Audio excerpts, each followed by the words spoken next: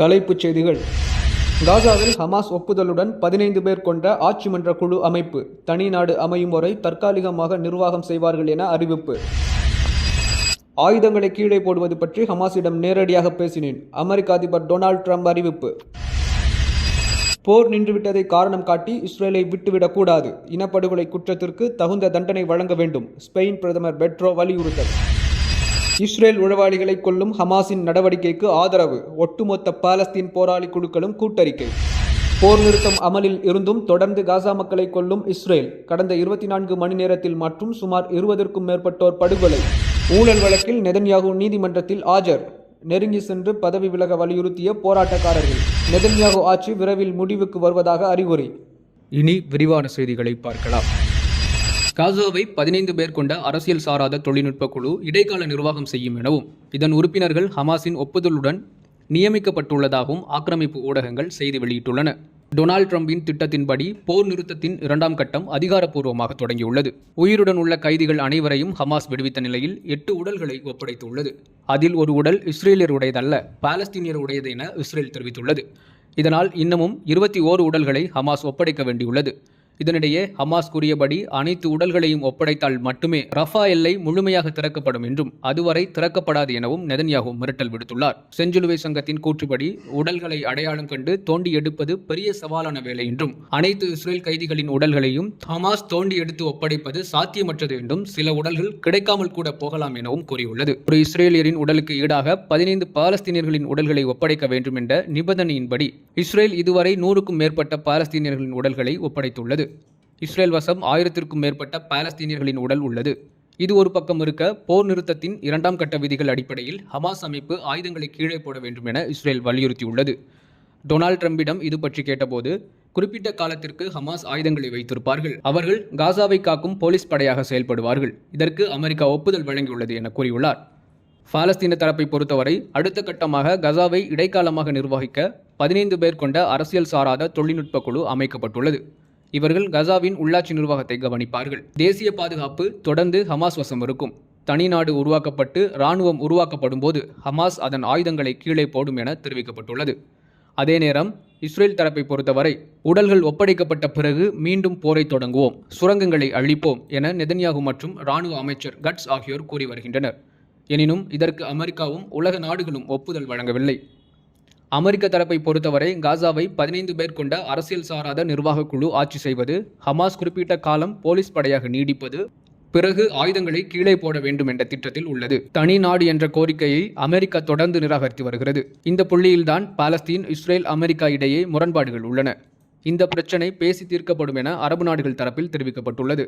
எகிப்து, துருக்கி உள்ளிட்ட அரபு நாடுகளின் திட்டம் முதலில் அமெரிக்கா, ஐரோப்பிய நாடுகள் அரபு நாடுகளிடமிருந்து நிதி பெற்று காசாவில் உள்ள இடிபாடுகளை முழுமையாக அகற்றி அங்கு புதிய குடியிருப்புகளை கட்டுதல் என்பது முக்கியமான திட்டமாக உள்ளது.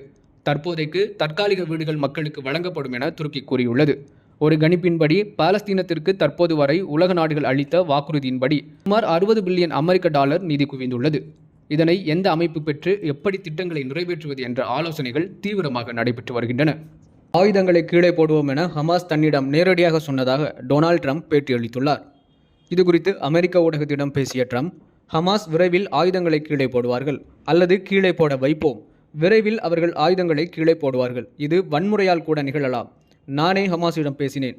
நீங்கள் ஆயுதங்களை கீழே போட வேண்டும் என்று சொன்னேன். நாங்கள் கீழே போடுவோம் சார் என அவர்கள் பதிலளித்தார்கள் என ட்ரம்ப் தெரிவித்துள்ளார். காசாவில் போரை நிறுத்தியதற்காக இஸ்ரேலின் போர்க்குற்றங்களுக்கு தண்டனை கொடுக்காமல் இருக்க முடியாது என ஸ்பெயின் பிரதமர் நெத்தியடி கொடுத்துள்ளார். ஸ்பெயின் ரேடியோவில் பேசிய அந்நாட்டு பிரதமர் பெட்ரோ சான்சஸ், ஹமாஸ் இஸ்ரேலிடையே சண்டை நிறுத்தம் ஏற்பட்டுள்ளது. இதற்காக இஸ்ரேல் செய்த போர்க்குற்றங்களை மன்னிக்கவோ மறக்கவோ முடியாது. நிச்சயம் அவர்களுக்கு தண்டனை கிடைக்க வேண்டும் என தெரிவித்துள்ளார். இந்த இனப்படுகொலைக்கு காரணமான ஒவ்வொருவரும் தண்டிக்கப்பட வேண்டும். அவர்கள் சலுகைகள் அனுபவித்து தப்பித்து விடக்கூடாது. சட்டத்தின் முன் நிறுத்தப்பட்டு கடும் தண்டனைகள் அவர்களுக்கு வழங்கப்பட வேண்டும் என தெரிவித்துள்ளார். ஐரோப்பா நாடுகளிலேயே இஸ்ரேலுக்கு எதிரான கடும் நடவடிக்கைகளை தொடங்கிய முதல் நாடாக ஸ்பெயின் உள்ளது. ஸ்பெயினை தொடர்ந்து பல ஐரோப்பிய நாடுகள் இஸ்ரேலுக்கு எதிராக சாட்டையை சுழட்ட தொடங்கியது குறிப்பிடத்தக்கது. காசாவில் போர் நிறுத்தப்பட்ட நிலையில் நெதன்யாகுவிற்கு எதிராக மீண்டும் தீவிர போராட்டங்கள் வெடித்துள்ளதால் இஸ்ரேலில் உள்நாட்டு குழப்பம் வெடித்துள்ளது. ஊழல் வழக்கில் ஆஜராவதற்காக நெதன்யாகு நீதிமன்றம் வந்த நிலையில் அவரை எதிர்த்து பெருமளவு போராட்டங்கள் நடைபெற்ற நிலையில் பதவி விலக கோரி முழக்கங்கள் எழுப்பினர். நெதன்யாகுவிற்கு ஆதரவாக அவரது அமைச்சர்கள் பலரும் நீதிமன்றத்திற்கு அடுத்தடுத்து வரத் தொடங்கினர். அவர்களை முற்றுகையிட்டு போராட்டக்காரர்கள் முண்டியடித்து சென்றதால் கடும் தள்ளுமுள்ளு ஏற்பட்டது. காசாவில் போர் நிறுத்தம் ஏற்பட்டு உயிருடன் உள்ள கைதிகள் திரும்பிய நிலையில் அடுத்த கட்டமாக நெதன்யாகு வீட்டிற்கு செல்ல வேண்டும் என்ற கோரிக்கை இஸ்ரேலில் வலுவடைந்து வருவதை அங்கு நடைபெறும் காட்சிகள் உணர்த்துகின்றன. துரோகிகளை வேட்டையாடும் ஹமாஸின் நடவடிக்கையை முழுமையாக ஆதரிப்பதாக பாலஸ்தீன போராளி குழுக்கள் கூட்டறிக்கை வெளியிட்டுள்ளன. கசாவை இஸ்ரேல் ஆக்கிரமித்திருந்த போது பல்வேறு சமூக விரோத கும்பல்களை ஊக்குவித்து வந்தனர். அவர்களுக்கு பணம், ஆயுதம், போதைப் பொருட்களை வழங்கியுள்ளனர். காசாவில் போதைப் பழக்கத்தை ஏற்படுத்துதல், போராளி குழுக்கள் பற்றிய தகவல்களை திரட்டி கொடுத்தல், உணவுப் பொருட்களை கொள்ளையடித்து அதிக விலைக்கு விற்பனை செய்தல் போன்ற பணிகள் அவர்களுக்கு கொடுக்கப்பட்டன. இந்நிலையில் சுமார் 50% பகுதிகளில் இருந்து ஆக்கிரமிப்பு படைகள் வெளியேறிய நிலையில் அவற்றை மீண்டும் ஹமாஸ் தனது கட்டுப்பாட்டுக்குள் கொண்டு வந்துள்ளது. இதனைத் தொடர்ந்து இஸ்ரேலுக்கு ஆதரவாக செயல்பட்ட கூலிப்படையினர் உளவாளிகளை வேட்டையாடி வருகிறது. ஒரே நாளில் சுமார் 35 இஸ்ரேல் உளவாளிகள் நடுரோட்டில் வைத்து சுட்டுக் கொல்லப்பட்டுள்ளனர். இந்நிலையில் ஹமாஸின் இந்த நடவடிக்கைகளை முழுமையாக ஆதரிப்பதாக இதர போராளி குழுக்கள் கூட்டறிக்கை வெளியிட்டுள்ளன. கசாவின் உள்நாட்டு பாதுகாப்பு, சட்டம் ஒழுங்கு ஆகியவற்றை பராமரிக்க இந்த நடவடிக்கைகள் அவசியமானதாக அந்த அறிக்கை தெரிவித்துள்ளது. மேலும் தங்களுக்கு ஆதரவாக சில குடும்பங்களை வளைக்க இஸ்ரேல் முயன்ற நிலையில் குறிப்பிட்ட குடும்பங்களைச் சேர்ந்தவர்களும் ஹமாஸ் நிர்வாகத்திற்கே விசுவாசமாக இருப்போம் என உறுதிமொழி அளித்துள்ளனர். 150க்கும் மேற்பட்ட ஆலிவ் மரங்களை வெட்டி தீ வைத்த ஆக்கிரமிப்பு குடியேறிகள்.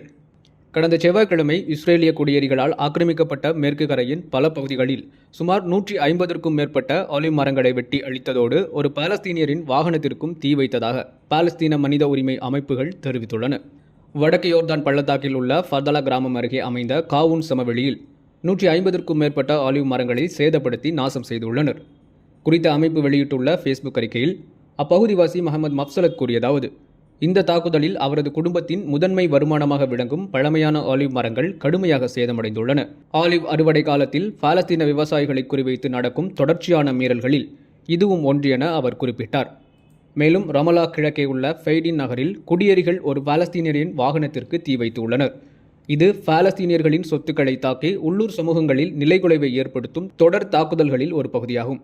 2023ஆம் ஆண்டு அக்டோபர் 7ஆம் தேதி முதல் இன்று வரை மேற்கு கரை மற்றும் கிழக்கு ஜெருசலமில் இஸ்ரேலிய படைகள் மற்றும் குடியேறிகள் நடத்திய தாக்குதலில் குறைந்தது 1051 பலஸ்தீனியர்கள் கொல்லப்பட்டு சுமார் 10,300 பேர் காயமடைந்துள்ளனர். 20,000க்கும் மேற்பட்டோர் கைது செய்யப்பட்டுள்ளனர். அதில் 1,600 குழந்தைகளும் அடங்குவதாக அதிகாரப்பூர்வ பாலஸ்தீன புள்ளி விவரங்கள் தகவல் தெரிவிக்கின்றன. மீண்டும் தலைப்புச் செய்திகள்.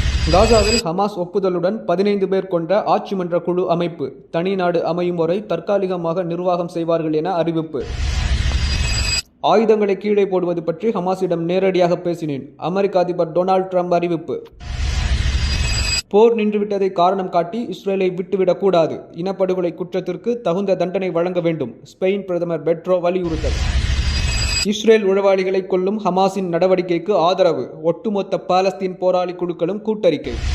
போர் நிறுத்தம் அமலில் இருந்தும் தொடர்ந்து காசா மக்களை கொல்லும் இஸ்ரேல். கடந்த 24 மணி நேரத்தில் மற்றும் சுமார் 20க்கும் மேற்பட்டோர் படுகொலை. ஊழல் வழக்கில் நெதன்யாகு நீதிமன்றத்தில் ஆஜர். நெருங்கி சென்று பதவி விலக வலியுறுத்திய போராட்டக்காரர்கள்.